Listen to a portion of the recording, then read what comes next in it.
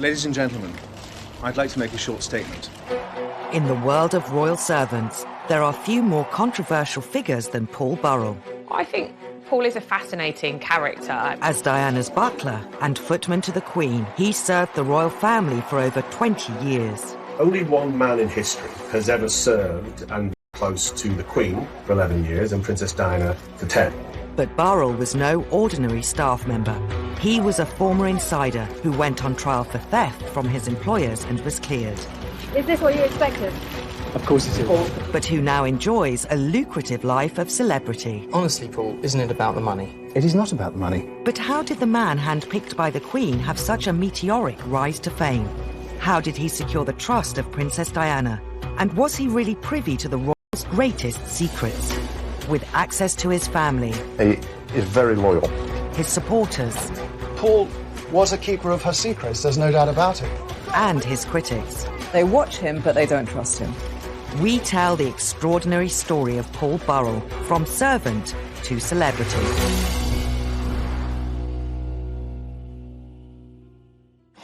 Today, Paul Burrell is one of the most visible figures in royal commentary.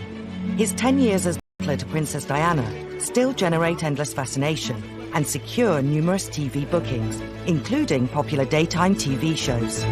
Joining me now is Princess Diana's former butler, Paul Burrell, of course, one of the people who knew her best of all. Morning, Paul. Can you believe it's been that long, Janet? I can't believe it's that long. I think in Britain, we love a character. He's incredibly colourful. He's very emotive.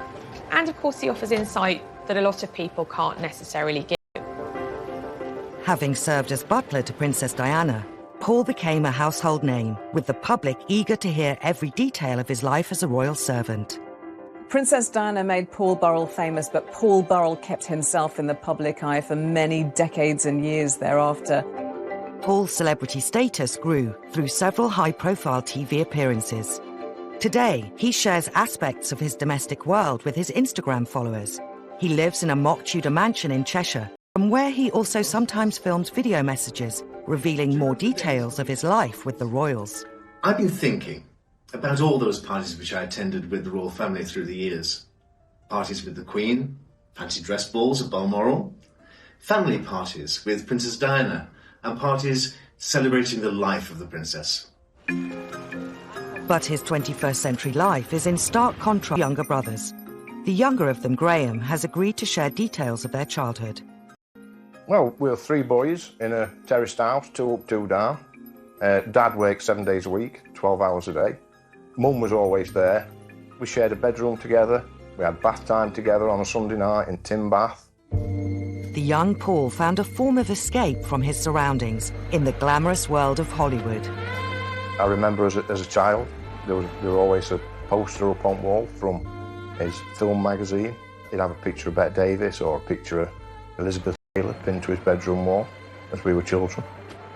There was something about Paul that was always being led to a different life. Aged 12, Paul Burrell came face to face with a world entirely unlike his own on a family trip to London. We always went to Palace, and we always went to see Busby's. And on this particular time, we were all holding railings, 3 little boys from Derbyshire. And Paul said to Mum and Dad, one day I'm going to work there. Dad ruffled his hair and said, yeah, of course you are, son. After leaving school at 16, Paul studied for a diploma at Catering College.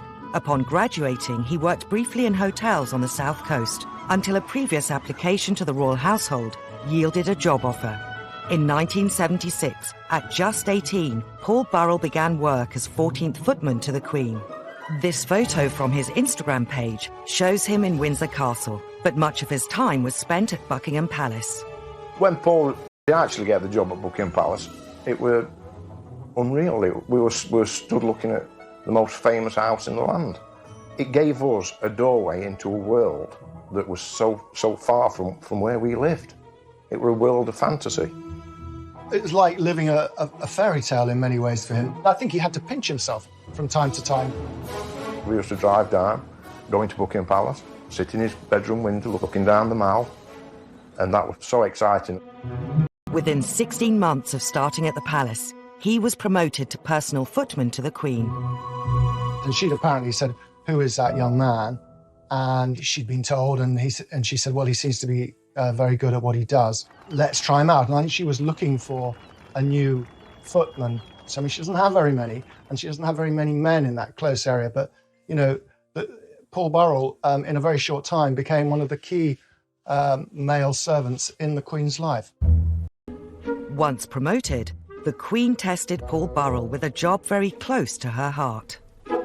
Burrell was thrown in at the deep end. The first thing she said to him was, oh, do you like dogs? And he said, I love dogs, Your Majesty. Well, let's see if they like you. But Paul was quite practical. At breakfast that morning, he'd wrapped up because he thought they might come in useful if he had to sort of placate the corgis.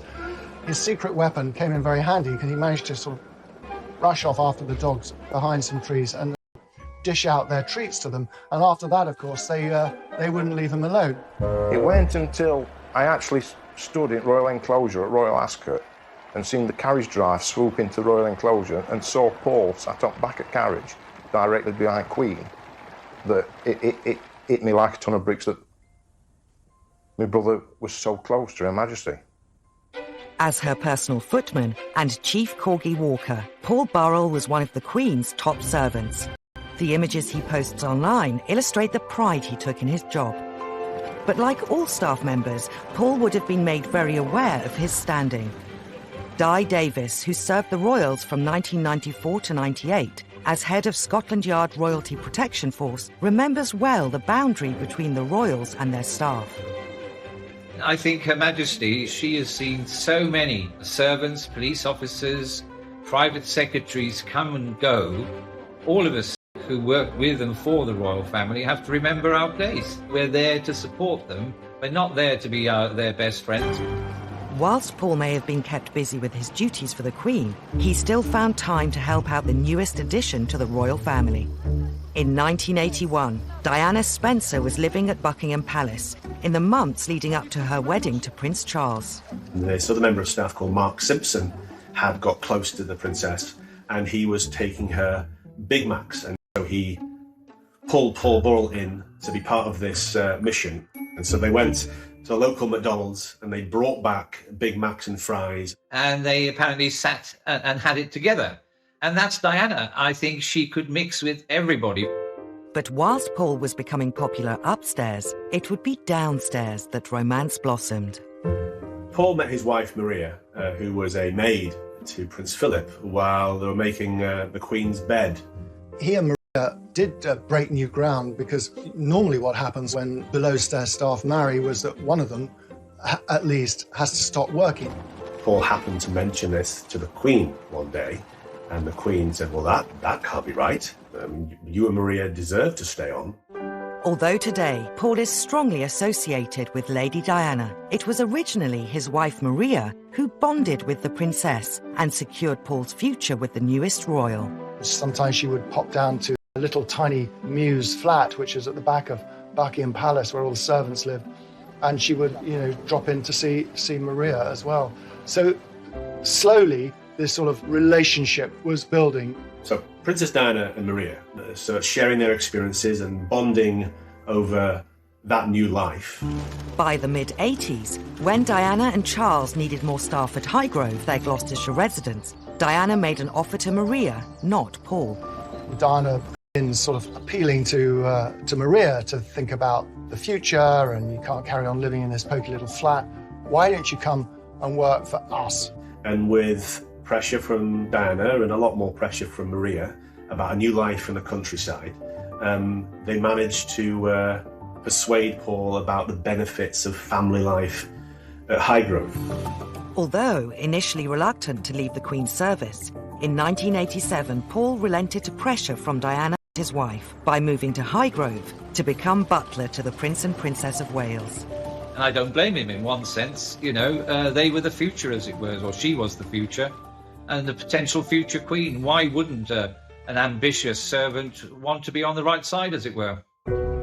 But as Paul began on the exciting new chapter in his life, words of warning echoed in his ears. Just before he left, he was taken aside by a very senior figure at Buckingham Palace, who said to him, Paul, there is something you need to know about the Charles and Diana household. All is not as it seems.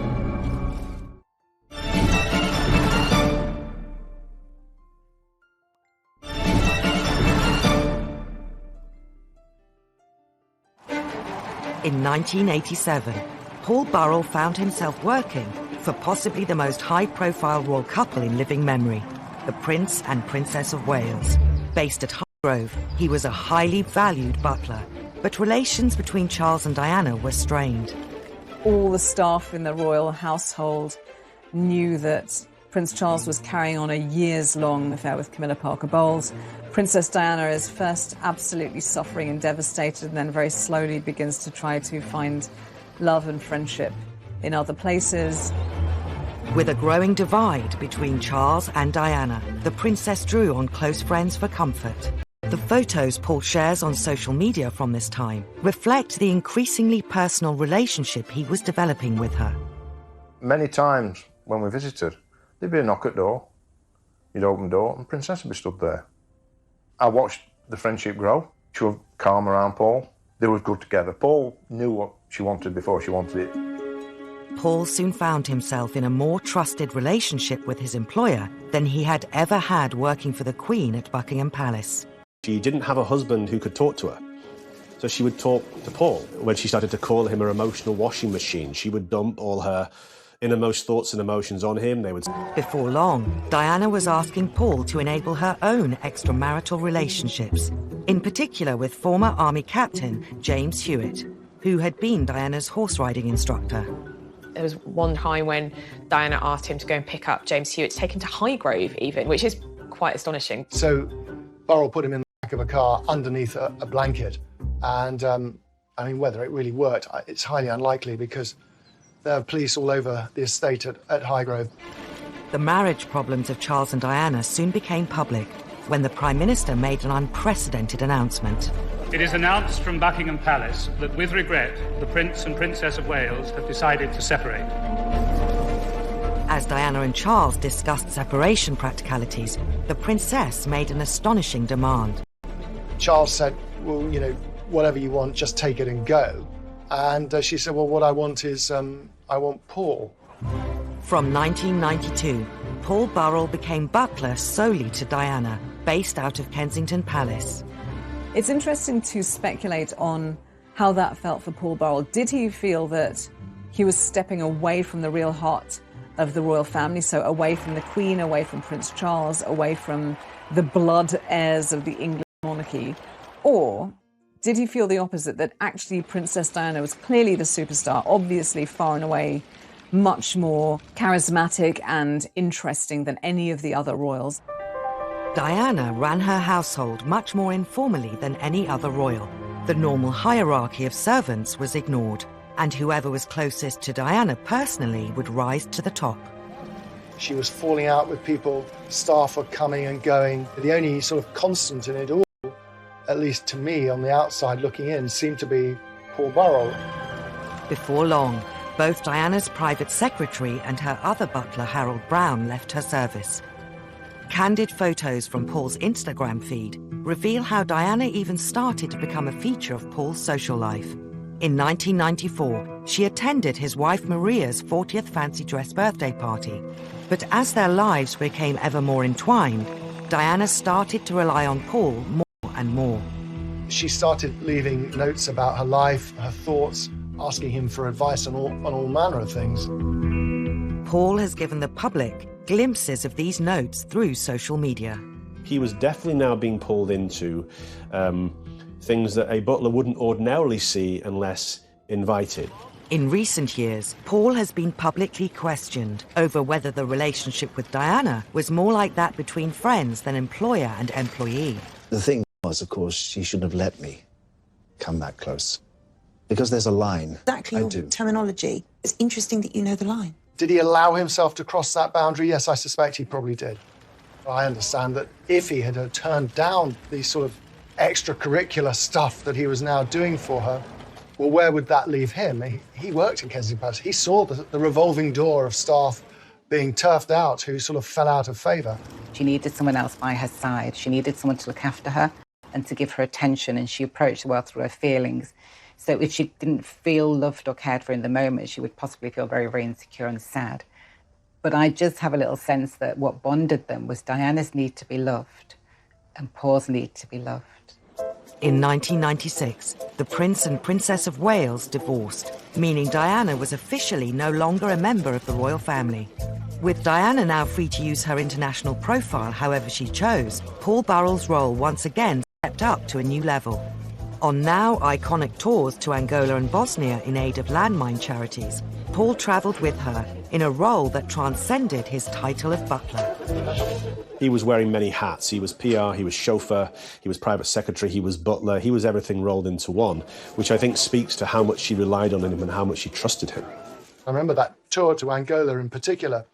You know, we were all there for the famous shot of the princess walking through the minefield, and there's Burrell in a Ralph Lauren shirt, same as the princess, and you're thinking, this guy now really is very important in her life. 1997 was not only the peak of Diana's public profile, it was also the pinnacle of Burrell's career as a servant. The press described him as the most important person in her life. Gushing newspaper profiles, I should know, I wrote some of them about who was this remarkable man.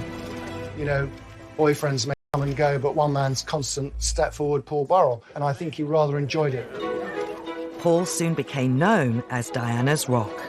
I mean, a lot of people have said to me, well, he wasn't the only person she referred to as her rock. There are a number of other people.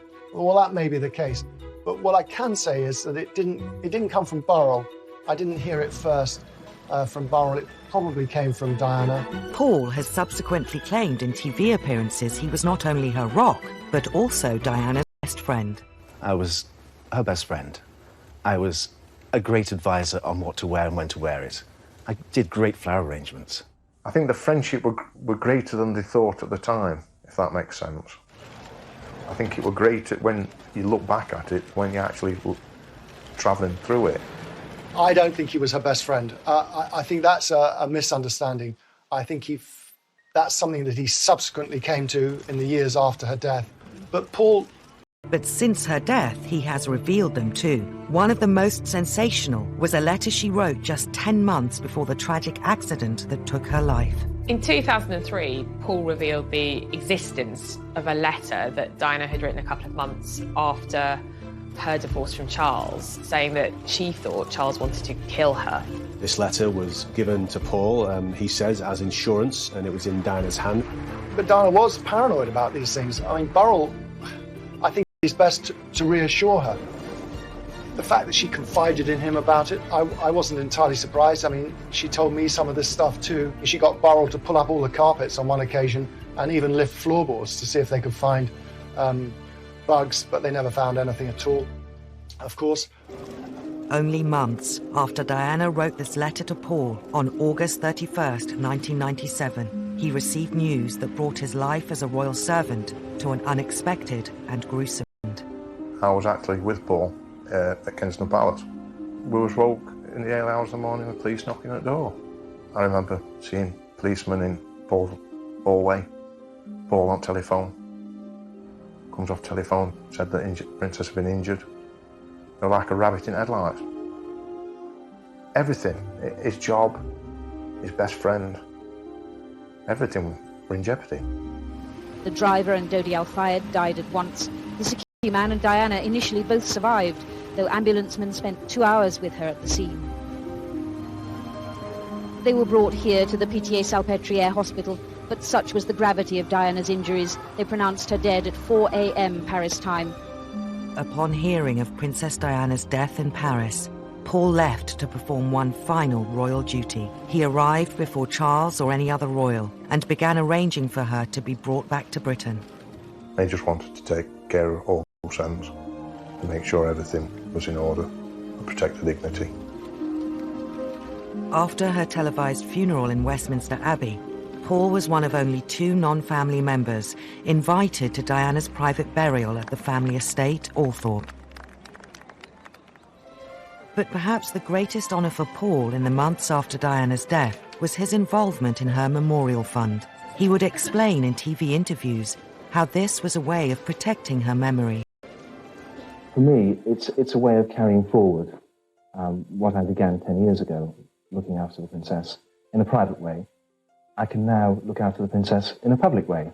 While being employed by the Memorial Fund to arrange charitable work, Paul Burrell appeared at events as Diana's representative. The press got more interested in Paul after Princess's death because he was more... And instead of standing there with a tray serving champagne, someone is standing in front of you with a tray serving you champagne.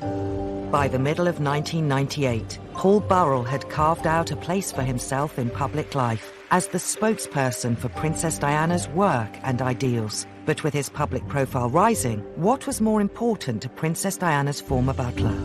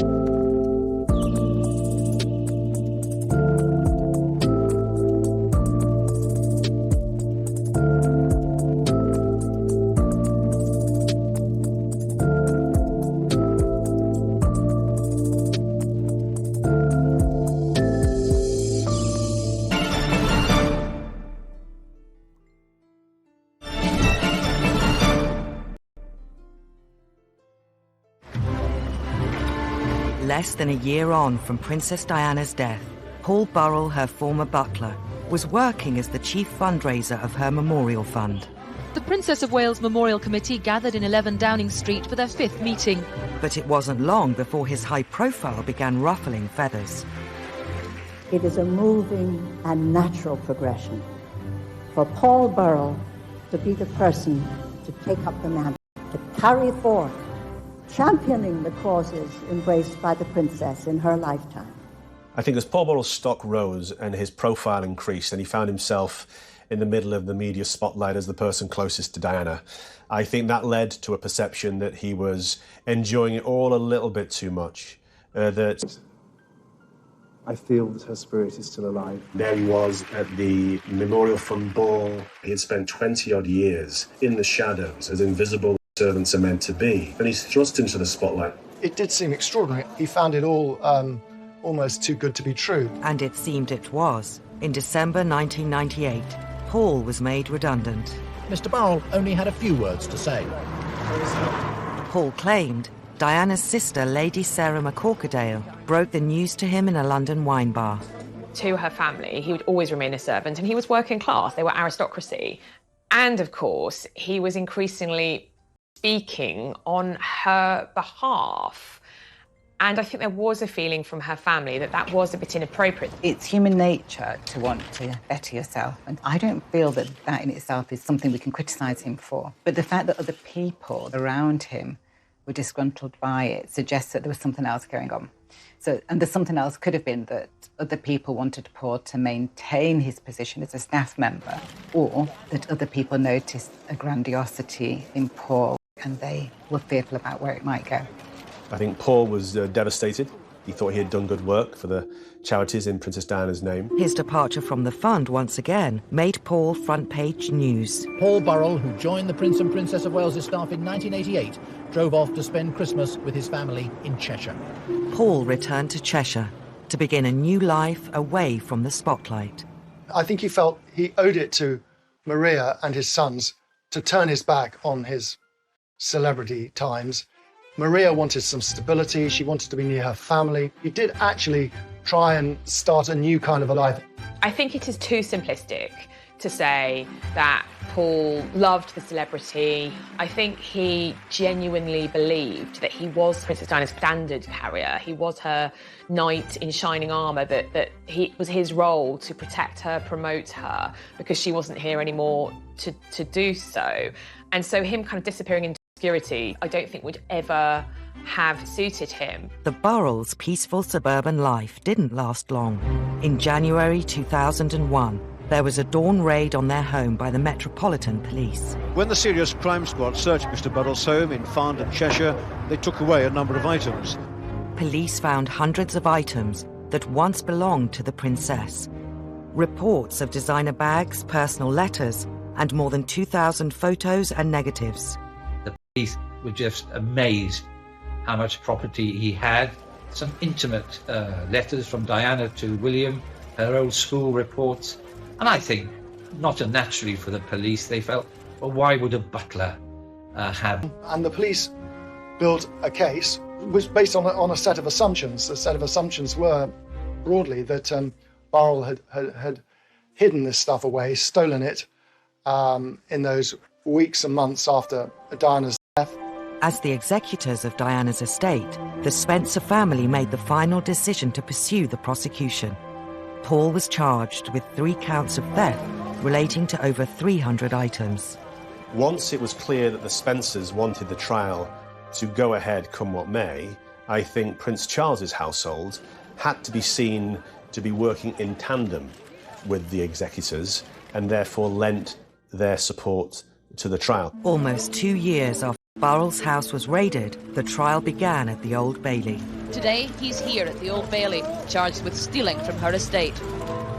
Paul's defence claimed he was keeping Diana's belongings for safekeeping, an explanation the prosecution disputed. I mean, it was going to be the trial of the decade, and here was a member of Princess Diana's innermost circle charged with stealing her effects.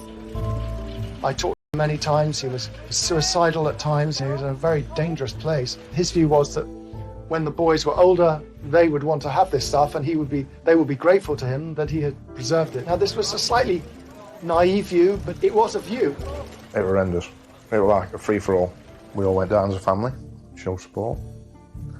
And listening to how the court case was being presented, and during that time he lost all the skin off his hands and off his feet, and that was down to worry. 2 weeks into the trial, and there was a shocking development. Just before Paul was due to take the stand, the Queen made an unprecedented intervention.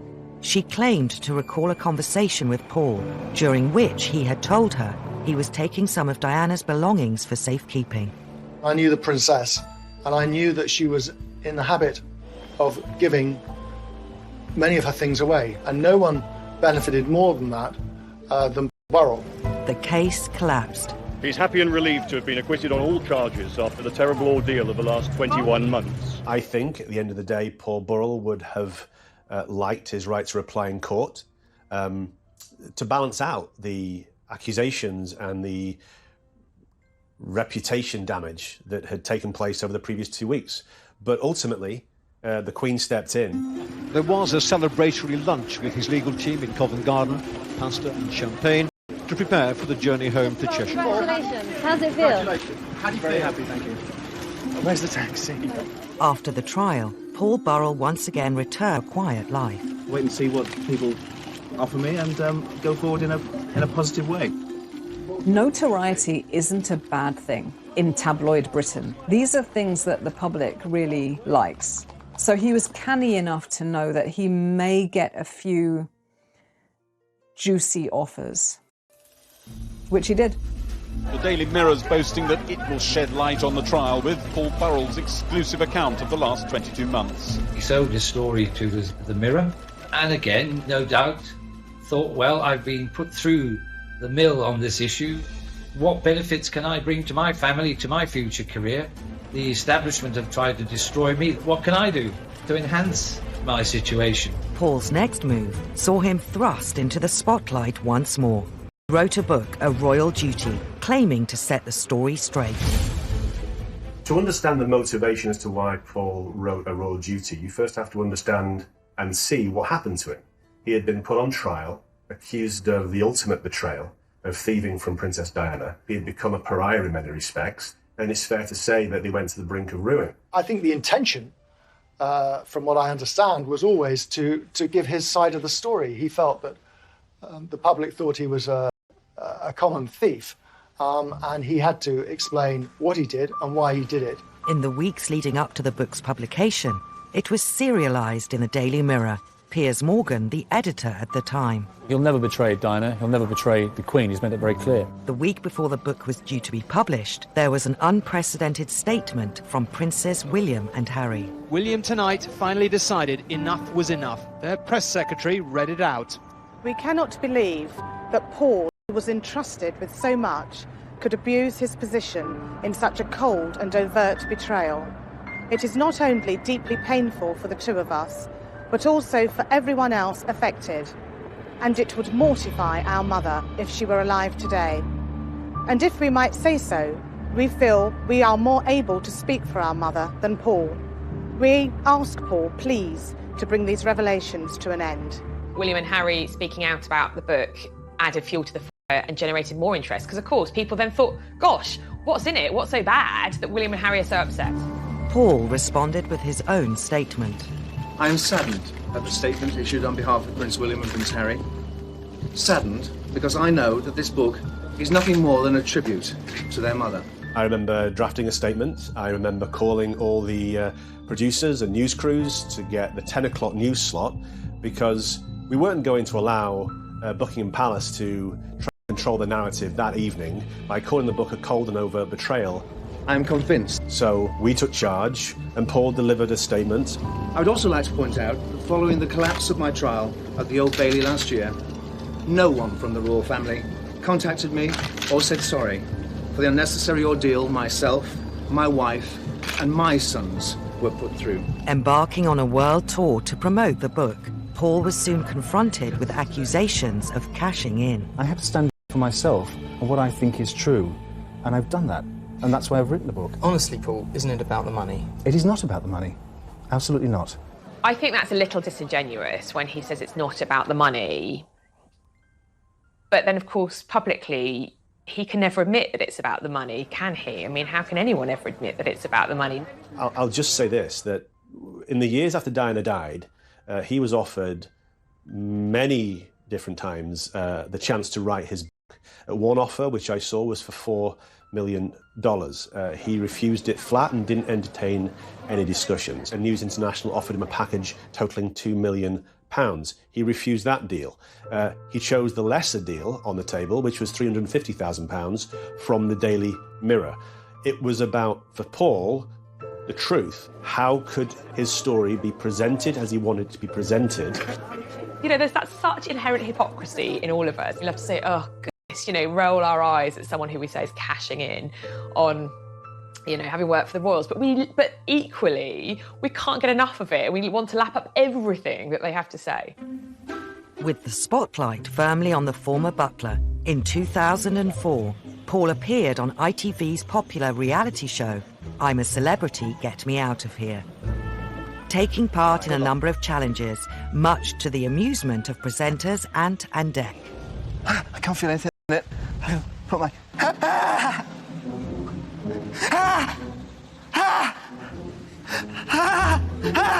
And I watched some of it, and he was very funny. You know, he was screaming and shouting, as people do. Paul finished the show in second place. And I think he was surprised at how well he did. It was a real kind of role reversal. He'd been kind of public enemy #1, and now suddenly he was the nation's sweetheart. With his popularity on the rise, Paul decided to move his family to America, where he accepted offers to endorse a range of products, from teacups to linen. I do understand why, if you've been in a trial in England and it was very exposing, you get to America where people are going to treat you much better and they're going to treat you like you're famous, without any baggage at all, with a nice little paycheck ticking over. It's seductive. The Americans love British royalty, and they love the kind of Downton Abbey, upstairs, downstairs kind of story. So here was a bona fide servant to the British royal family, best mate of Diana's, and... He wasn't to last. After the inquest into Diana's death, He was secretly filmed, admitting he didn't tell the whole truth in court. Paul's world once again came crashing down.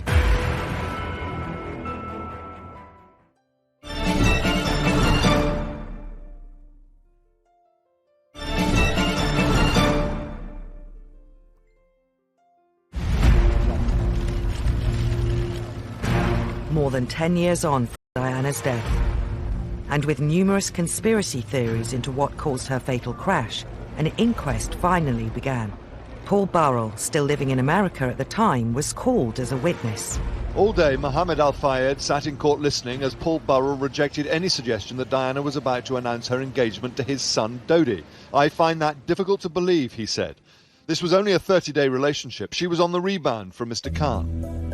He gave evidence as somebody who knew her intimately as a servant, but also a confidant. He was one of the last 6 people that actually she phoned before she died. He has always seen it as part of his job to protect her, and being part of the inquest was part of that. The world's media were on tenterhooks, desperate to see if Paul had anything new to say.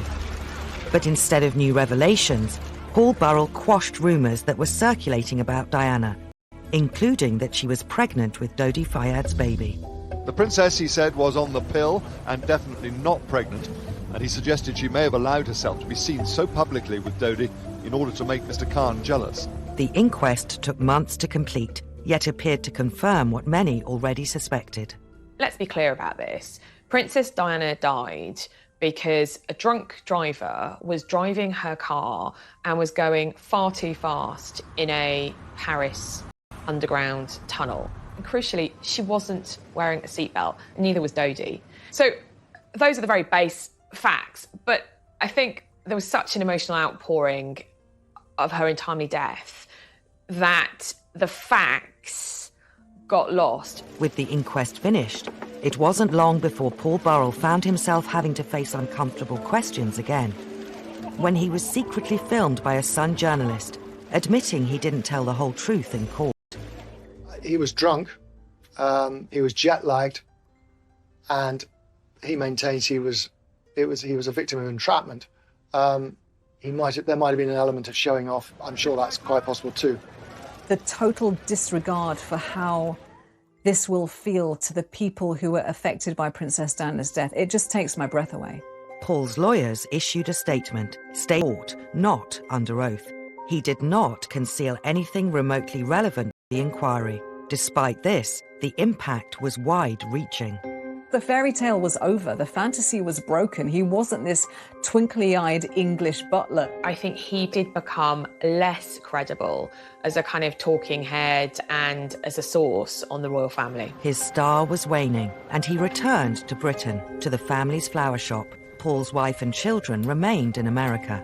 It certainly had a negative effect on views about him. You know, he went from being this rather sort of lovable figure on daytime television to someone who, you know, the public sort of collectively groaned about. In 2017, after years of media speculation over his sexuality, Paul revealed he was gay and planning to marry his partner of 10 years, Graham Cooper. With Paul's private life almost as valuable as Princess Diana's, the Sun newspaper ran the exclusive.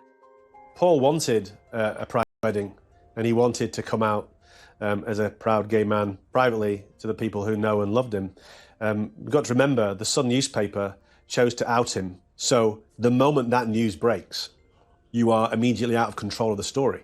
So Paul did a deal to take control of the narrative. Paul was once again welcomed onto British daytime television. In an interview on This Morning, he revealed how he told his family about his sexuality. To sit with them and talk about my sexuality and to cry with them and say, this is your dad. I'm your dad. I'm not going to change. I'll always be here for you. I said that to my wife. I said, I am your best friend.